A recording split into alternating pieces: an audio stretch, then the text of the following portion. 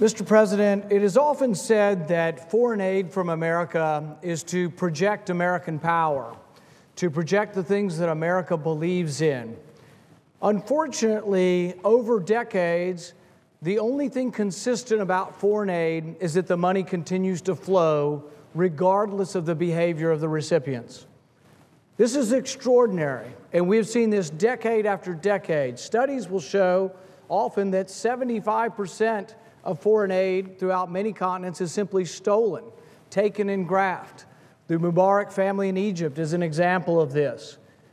The point I would like to make today is that if we are going to project what America stands for, that if we want our money to go to people who are supporting activities that America is for, we should write that into the law. Now, we've made attempts at this in the past. Senator Leahy, several years ago, attached to foreign aid an amendment that says that countries need to be evolving towards democracy or showing an ability to go forward towards democracy. The problem is that every time we have restrictions on foreign aid, they're evaded.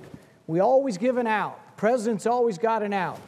So this week in Egypt, 683 people were condemned to death in one trial, and yet your money still flows to Egypt without interruption.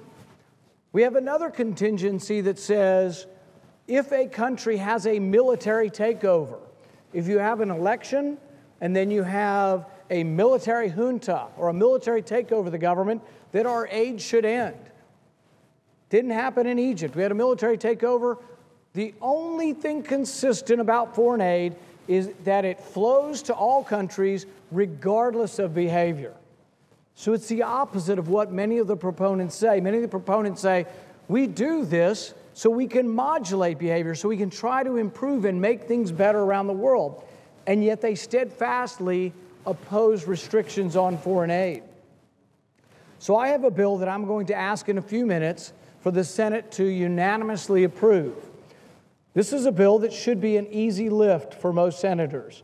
This is a bill to support our ally Israel and to say to the Palestinian Authority that in order to receive American money, if you wish to continue to take, and many people don't realize this, but the American taxpayer gives hundreds of millions of dollars every year to the Palestinian Authority, and we supposedly have restrictions, but there's always an out, and guess what? They always get their money regardless of behavior.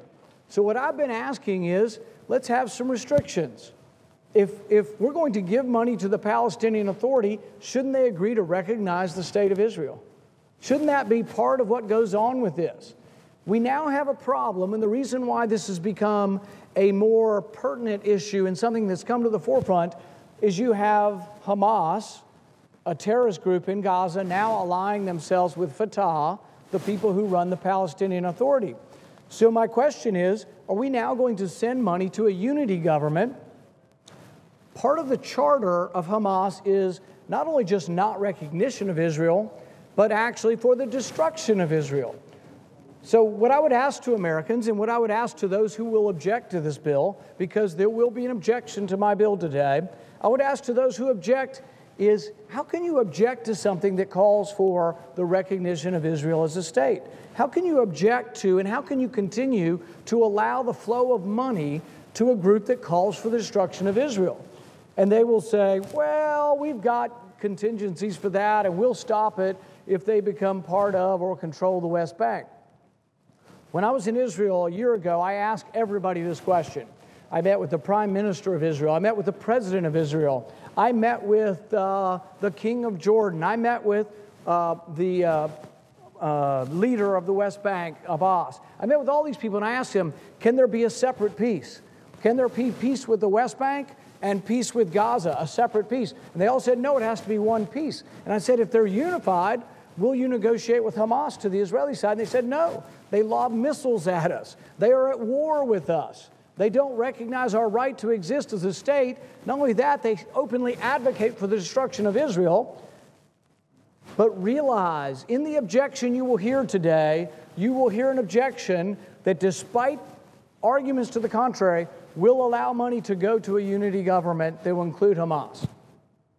I'm simply asking that if we're going to send good money after bad, frankly, money we don't have. We're $1 trillion in debt. We got bridges falling down in our own country, and your government is sending hundreds of millions of dollars to Palestinian Authority, now going to be unified with Hamas, and without restrictions, or with restrictions that have a hole so big you can drive a truck through the restrictions.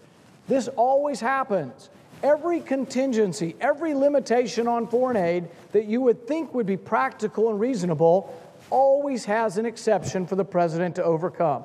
The president always does it, so the only thing consistent about foreign aid is the money continues to flow. So, Mr. Chairman, Mr. President, I would ask unanimous consent that we pass my bill, Senate Bill 2265, Stand with Israel. I ask unanimous consent that the Committee on Foreign Relations be discharged from further consideration of S 2265 and that the Senate proceed to immediate consideration. I further ask that the bill be read a third time and passed, and that the motion to reconsider be considered made and laid upon the table. Is there objection?